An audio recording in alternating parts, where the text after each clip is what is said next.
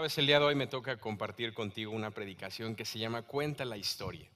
Se trata de que tú y yo contemos nuestra historia, contemos lo que Dios hizo en nuestras vidas. Pero yo creo que muchas veces, como ahorita oraba el pastor Paul, yo creo que a veces hay algo que nos detiene. Pasamos una semana difícil, hay situaciones que no nos permiten hablarlo libremente a las personas que no conocen a Dios. Yo quiero empezar con una historia el día de hoy que pasó cuando yo tenía 14 años. A la edad de 14 años yo estaba en la secundaria. Y yo me acuerdo que cuando estaba ahí en el salón de clases, ustedes no conocían antes a Daniel como era, pero Daniel, lo he dicho en otras predicaciones, yo era muy maldicionento, pero una de las malas áreas que yo tenía, o malas maneras que yo hacía de hábitos, era de que yo ponía apodos a la gente. Era mi manera como de escaparme y decir, ¿sabes qué? Los problemas que yo tengo se los voy a pasar a otra persona. Entonces yo llegaba a la escuela y yo era el que veía alguna cualidad en alguna persona, si estaba orejón, si estaba medio dientón, si estaba medio feo, siempre era un apodo despectivo, por no mencionar uno nada más de ejemplo. Pero Daniel era el que hacía eso y era una válvula de escape para mí el poner apodos hacia las demás personas. No conforme con eso, también era bien violento y bien majadero, entonces siempre el que hacía bromas en el salón, era el que decía, no, hombre, Daniel es una fichita ahí en el salón. Pero nunca voy a olvidar que había un chavo que se llamaba Aarón, y Aarón era un chavo que muy callado, muy reservado, pero solamente en un año me tocó ver la evolución de cómo él cambió radicalmente. Cuando él llegó al salón, le puse su apodo, lo bauticé con su apodo.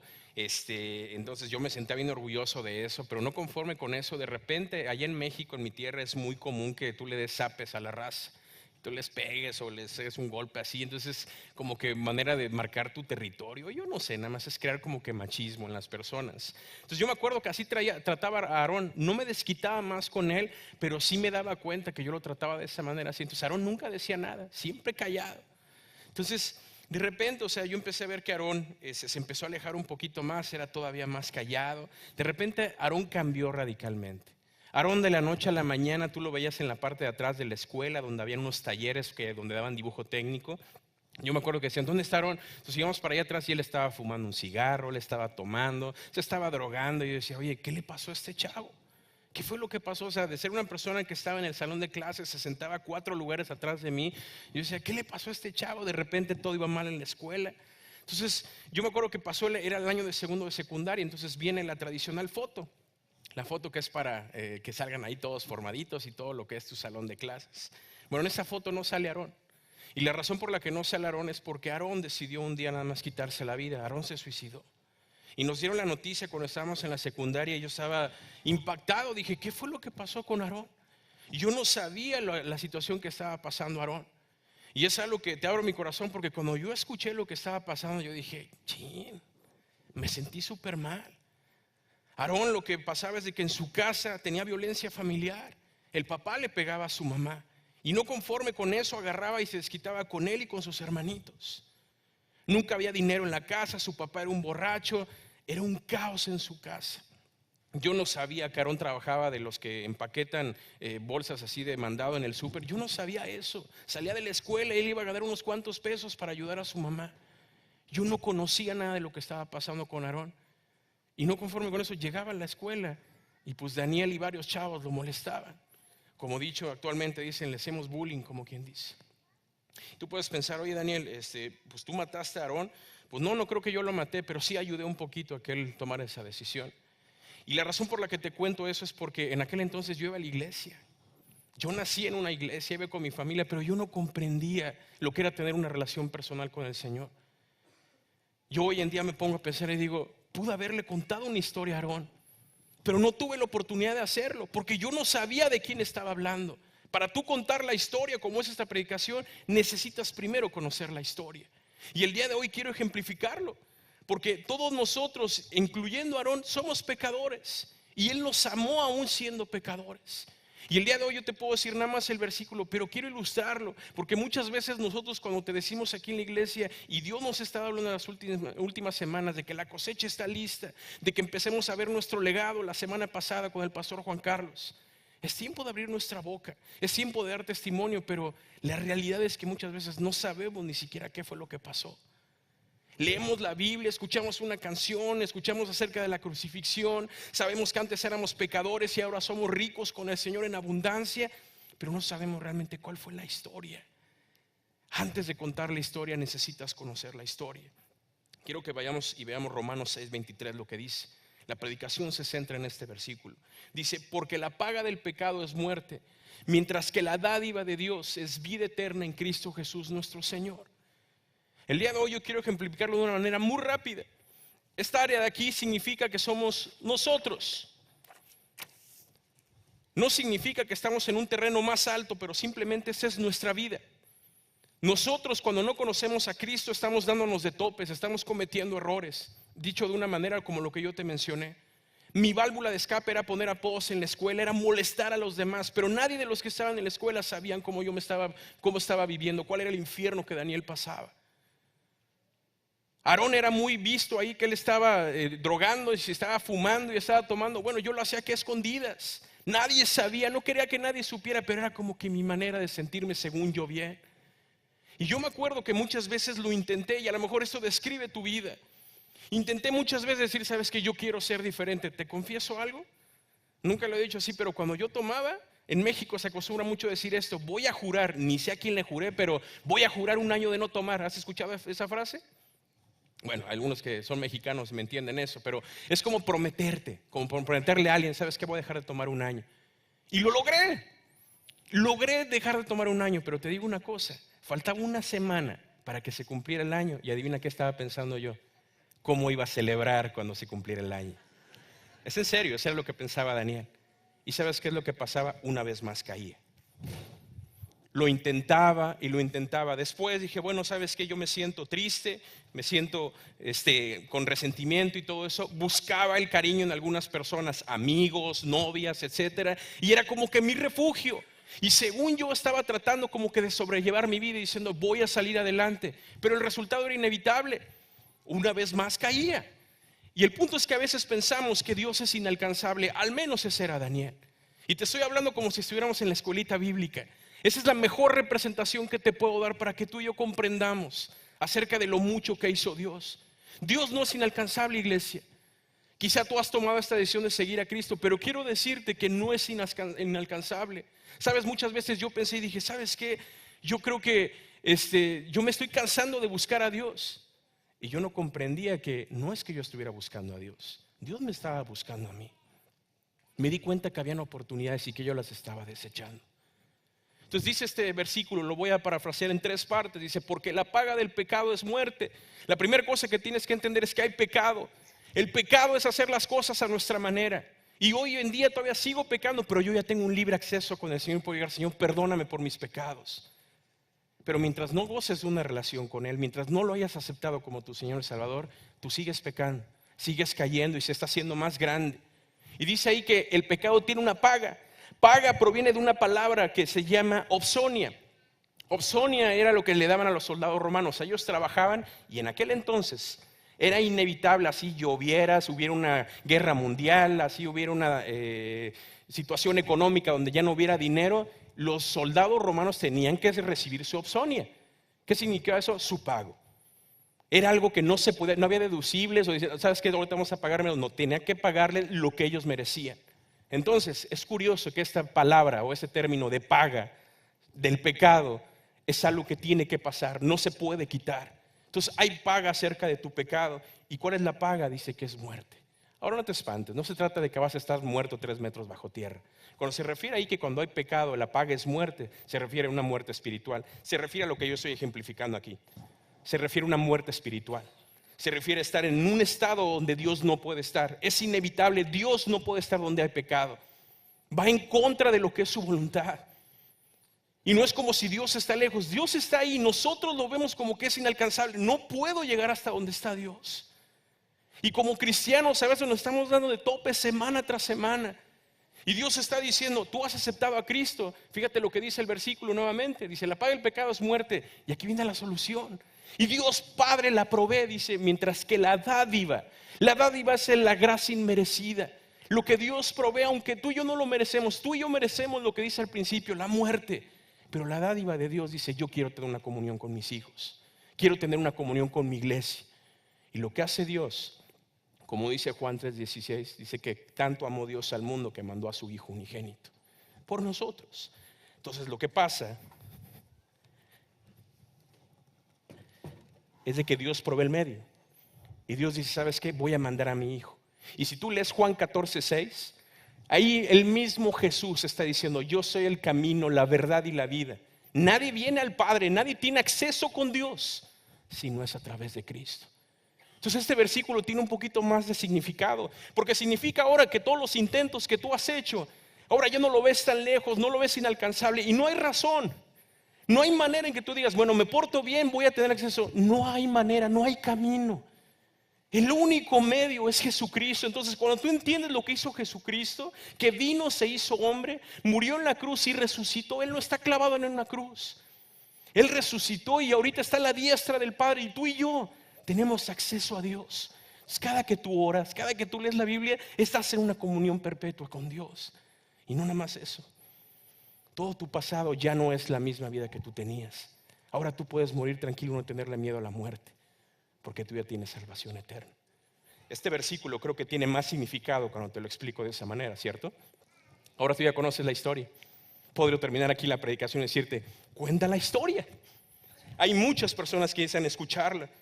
Esa es la historia de lo que Jesús hizo por ti. Ahora, 3 razones del por qué contar esta historia. Número 1, hay personas que necesitan escucharla. Allá afuera, tu familia, tus amigos, tus compadres, tus vecinos, yo no sé, pero hay gente allá afuera que necesita escucharla. Fíjate lo que dice Romanos 10:14. Pero ¿cómo van a reconocerlo si no confían en Él? ¿Y cómo van a confiar en Él si nada saben de Él? ¿Y cómo van a saberlo si nadie les habla acerca del Señor? ¿Te das cuenta?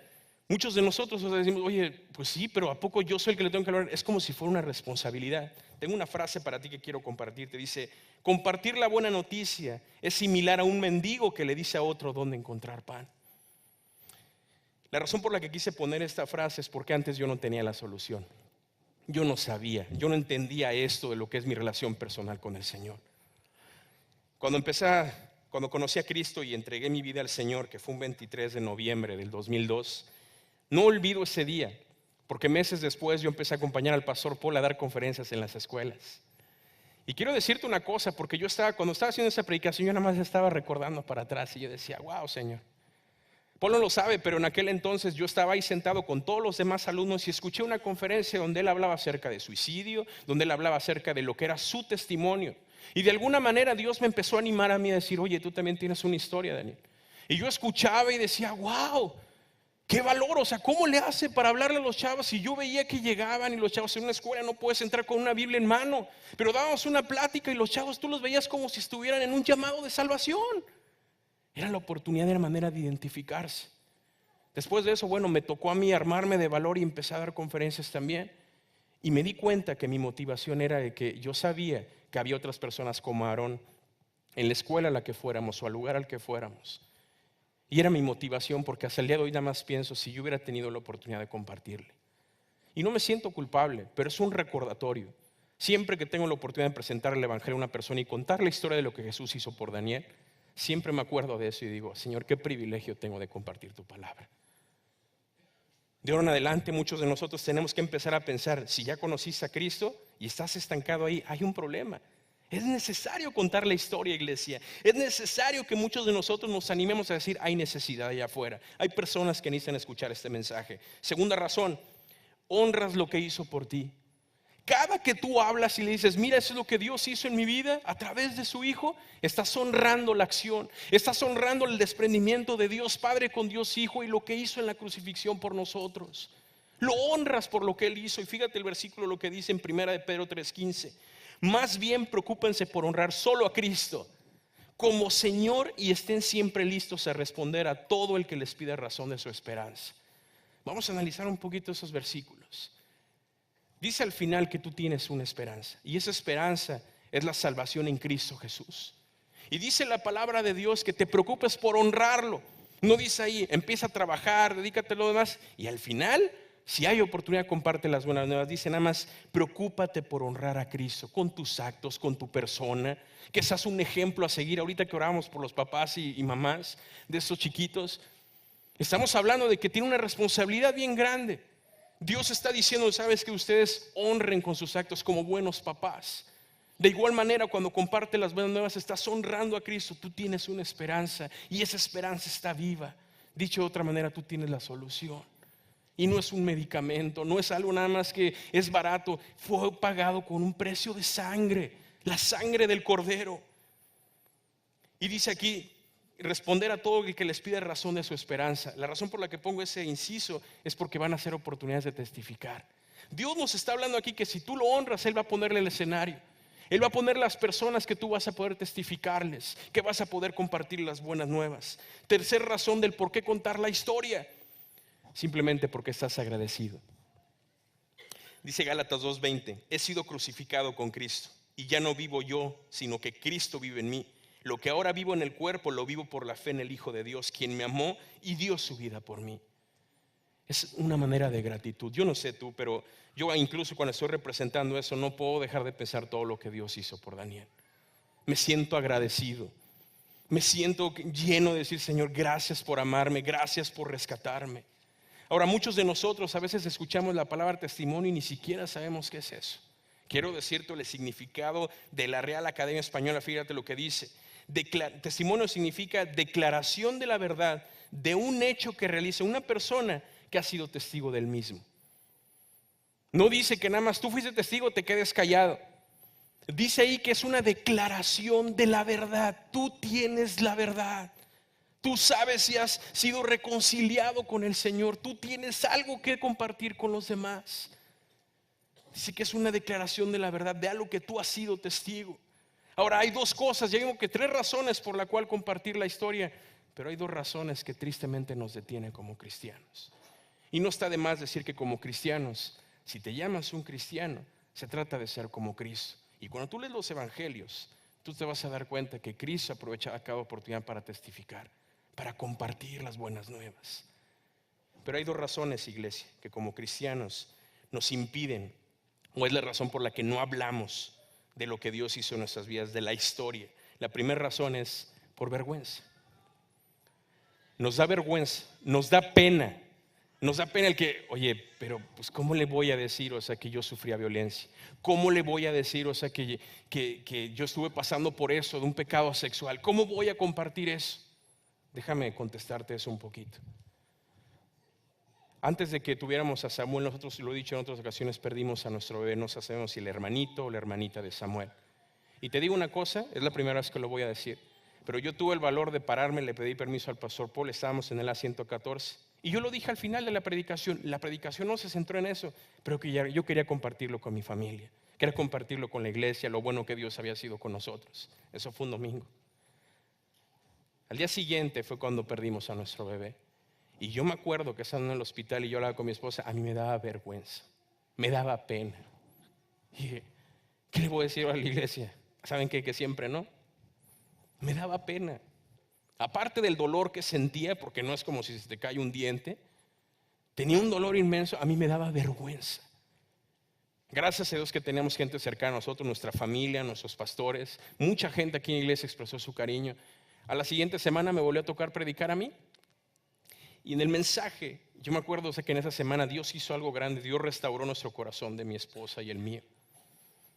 Y yo no voy a olvidar cómo cuando estaba dando el mensaje, al final yo daba testimonio, dije, bueno, ustedes saben que anuncié que estábamos embarazados, bueno, perdimos a nuestro bebé. Y la frase que yo dije, ¿por qué si somos buenos para darle gracias a Dios cuando somos bien bendecidos y estamos en éxito, por qué no somos igual de agradecidos cuando estamos en tribulación? Esa fue la frase que dije.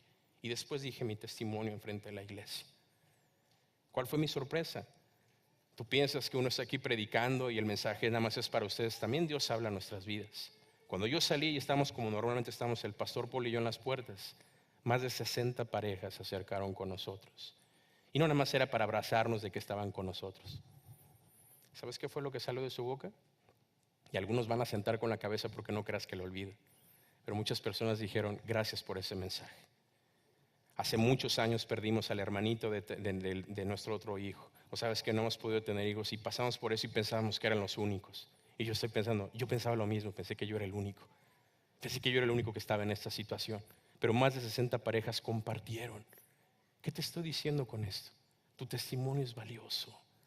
No importa la situación adversa, no importa lo más alejado que hayas estado, por ponerte un ejemplo. Pero hay gente que necesita escuchar tu testimonio. Es importante, es valioso, es padre cuando yo le comparto a alguien. Me dice, es que yo estoy atado al alcoholismo. ¿Sabes qué? Le digo, en el nombre de Cristo Jesús lo puedes lograr. ¿Pero cómo? Acércate. Y yo puedo compartirlo y sin pena y sin vergüenza. Entonces hoy no te quedes con ese estatus de que yo tengo pena, estoy igual, Daniel, me da vergüenza compartir. Tengo pena de hacerlo. Romanos 1:16 dice, no me da vergüenza anunciar esta buena noticia. Gracias al poder de Dios, todos los que le escuchan y creen en Jesús son salvados. Cuando tú no te avergüenzas, Dios hace el resto. Dios transforma la vida de una persona.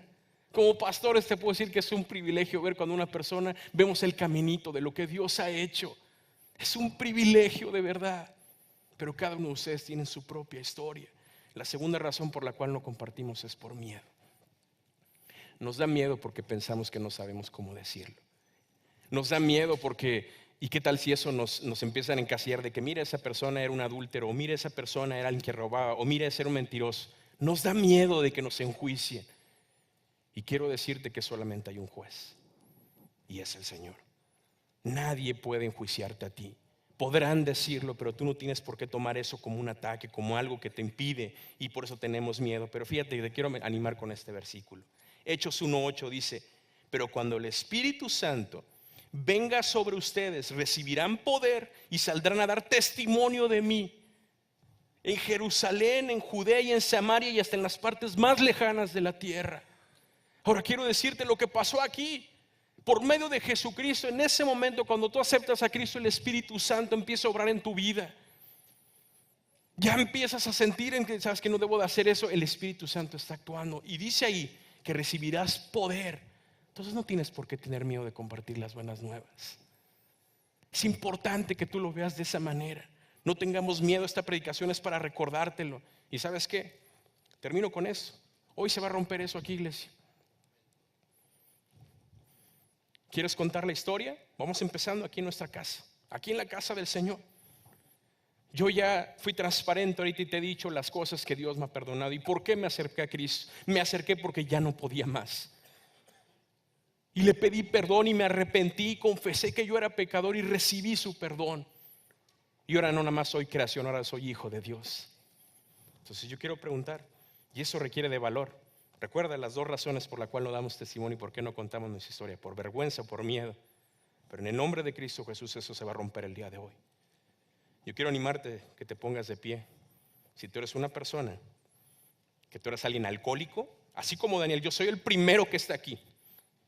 Y que tú puedes, ¿sabes qué? Yo me acerqué a Cristo y Dios me perdonó y me limpió y me hizo una nueva criatura, como dice 2 Corintios 5:17. Ponte de pie. Si tú eres una persona que tenía odio y rencor, una persona con resentimiento, y tú llegaste con el Señor y no esperes a voltear a los demás. Eso es algo entre tú y el Señor y estás siendo testigo ahorita y dando testimonio. Pero es alguien que tenía odio y rencor y resentimiento y te acercaste al Señor y Dios te ha perdonado. Ponte de pie. Si eres un matrimonio que Dios ha restaurado, sé que tenemos el ministerio de recomprometerse. Y por favor no pienses que te estoy exponiendo. Pero cuando digo que eres un matrimonio que Dios ha restaurado y que has comprendido lo que Él hizo por ti, ponte de pie. Si eres una persona que era orgullosa y dices, sabes que yo no necesito de nadie, no necesito del Señor, pero un día te diste cuenta que sin Él no eres nada, ponte de pie. Si eres una persona que era religiosa y creciste en la iglesia, eres como los fariseos que conocen de Dios pero no lo han experimentado, y un día te diste cuenta que tú necesitabas del Señor y confesaste como tu Rey Salvador, ponte de pie. Si eres una persona que aventaba mentiras, toda tu vida era un caos, era una mentira, nada de lo que tú decías era real, nada era verdadero, todo era una pantalla. Ponte de pie si Dios te ha perdonado.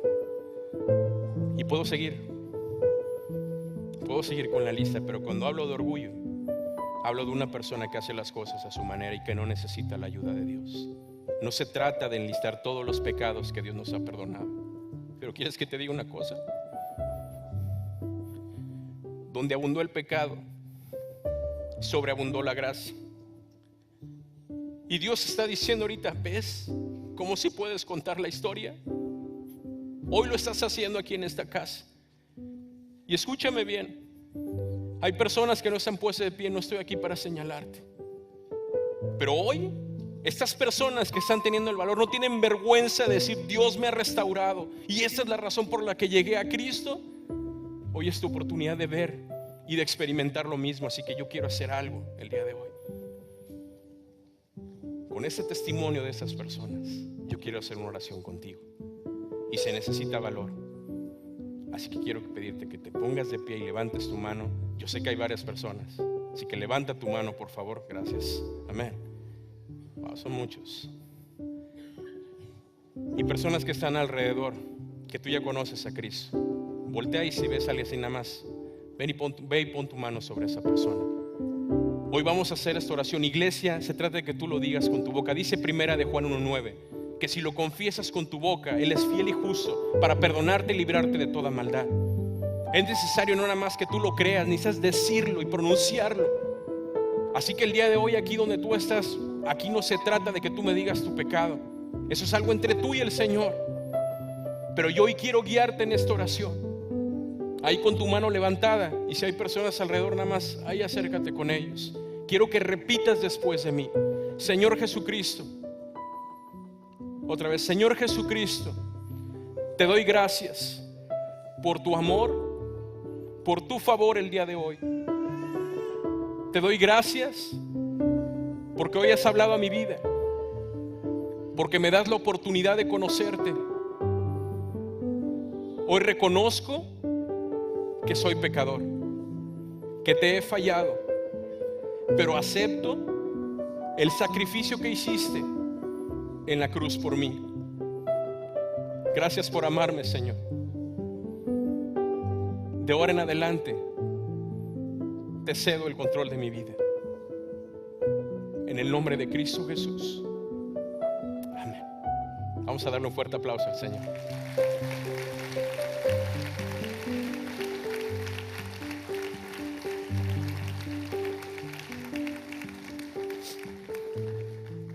Así como se has puesto de pie, yo quiero terminar de esta manera.